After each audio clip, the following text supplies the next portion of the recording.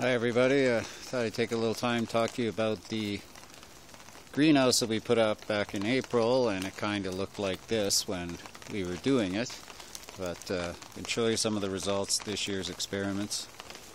Okay, I just finished tightening down the roof on the greenhouse.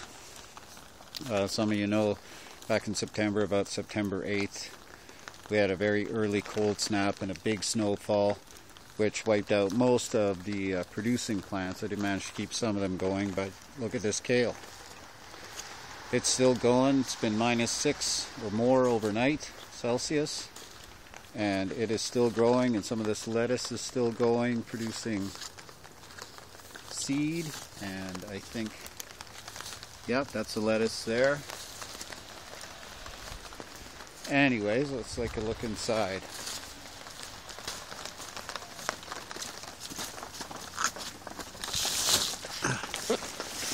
Okay, so what I've done in here is double walled this whole thing with poly, and we used a little bit of a thermal barrier on the door here, as well as these excellent little zippers. They were like $5 each. You stick them on, we tape them on a little bit more secure that way. I just hung some fabric on the north wall. Stop the cold air from the north wall, and all these are pails full of water. There's about 2,000 liters of water in here. These are all transplants. These I saved after the cold snap at Grow Calgary. The only ones that survived. They're producing flowers and little tomatoes. These also are transplants. These onions, I planted them at the beginning of October. And today is November 1st. Some pots here. Various herbs, things like that. You can see these squash are doing really well in their little protected area here. And this is all kale. It's knee-high at least. There's some chard over there, some more tomatoes. So broccoli, we'll just see.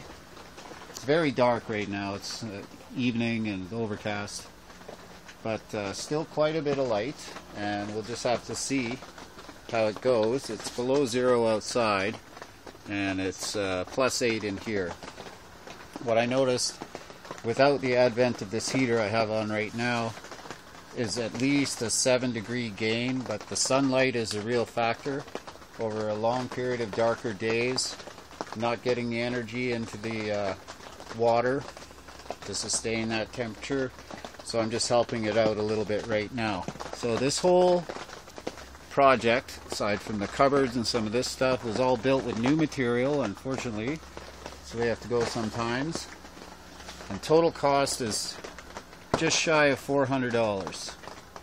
So the double wall of poly gives me about an R3, R2 on the side walls, and it does make a difference, but really it's about airflow. So there is the poly around the perimeter of the building is covered with soil. There's a foot of cape. So that stops cold air from getting in, and the real problem, as usual, is always the door. So do what we can to prevent cold air from coming in the door. So to see how long we can keep going, I'll probably transplant some of these herb pots to my house. Some beautiful there, beautiful oregano. Too dark down there. It's my watercress. Anyway, here's some beautiful little baby Tromoncinos. So that's your update on the backyard polyhouse passive thermal greenhouse. Talk to you soon.